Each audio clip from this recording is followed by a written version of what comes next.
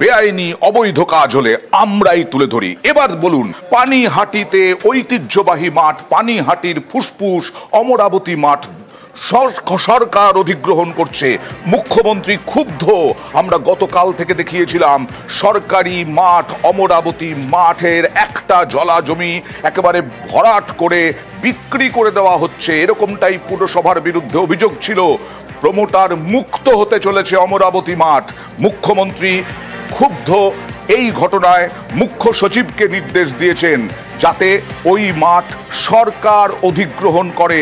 কোনো প্রমোটারি হবে না, কোনো আবাসন হবে না, কোনো হাসপাতাল ওখানে হবে না। জলাজমি থাকবে, জলাভূমি থাকবে। প্রমোটারের দখলে যাচ্ছিল অমরাবতী মাঠ, আর এবার প্রমোটার মুক্ত। পানিহাটির ফুসফুস দীর্ঘদিনের ঐতিহ্যবাহী মাঠ অমরাবতী মাঠ। গতকাল আমরা কি দেখিয়েছিলাম দেখুন। আবর্জনার স্তূপ নয়, এটা মাঠ। উত্তর 24 পরগনার পানিহাটির অমরাবতী মাঠ।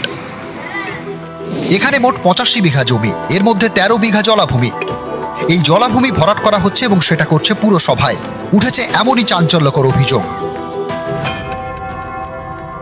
কারা শোকাচ্ছে? এটা পানিহাটি পুরসভার চেয়ারম্যান সাহেব। কোন সাহেব? আমাদের চেয়ারম্যান। কি করছে? ডোবার জল কি করছে? এই পুকুরে খালি করা হচ্ছে। এই কি পরিষ্কার করা হচ্ছে জায়গা? কেন?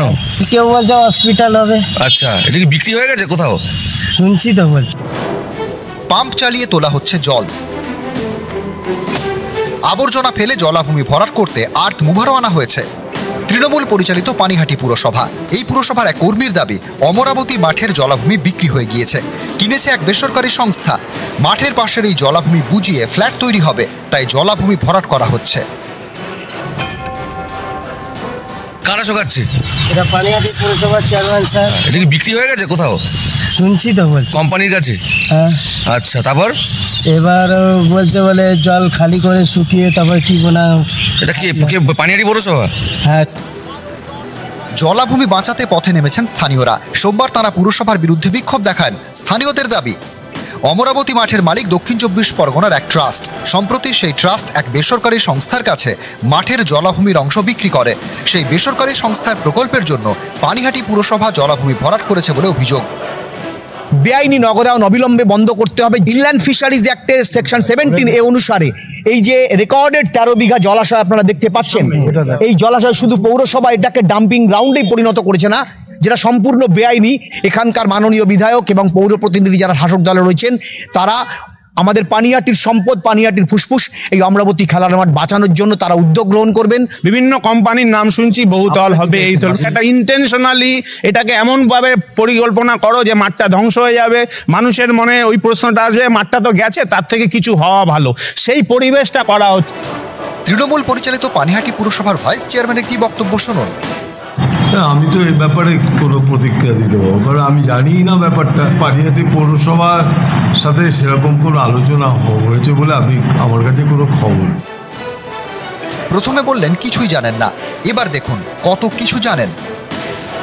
জমি তারা কি ডেভেলপমেন্ট করছে সেটা তারা বুঝবে। জমি তো পানিহাটি পৌরসভার নয়। তবে এটা ঠিক, অমরাবতী মাঠটা যারা নিয়েছে তারা তো বলেছে হসপিটাল করবে, কলেজ করবে, বিভিন্ন রকমভাবে করবে, সরকারি কোম্পানি।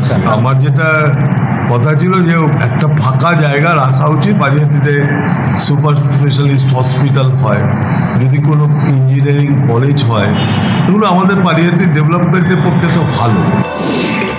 এখানেই অনেকের প্রশ্ন, উন্নয়নের জন্য জলাভূমি ভরাট করতে হবে কেন? জলাভূমি ভরাট করা তো বেআইনি কাজ। এই কাজে কেন বাধা দিচ্ছে না পুরসভা? উল্টে পুরসভার বিরুদ্ধে কেন জলাভূমি ভরাটের অভিযোগ? পানিহাটি থেকে সুবীর দে, নিউজ 18 বাংলা। এই অমরাবতী মাঠ নিয়ে গতকাল ভাইস চেয়ারম্যান কি বললেন? একবার বললেন তিনি কিছুই জানেন না, তারপরে বললেন যারা কলেজ করবে, হাসপাতাল করবে তারা তো ভালোই করবে, উন্নয়ন করবে, আর আজকে 180 ডিগ্রি ঘুরে গিয়ে বলে না না না না না, জলাভূমি ভরাট করা যাবে না। না, জলাজমি ভরাট করা চলবে না, এবং জলাধার রাখতে হবে আমাদেরকে।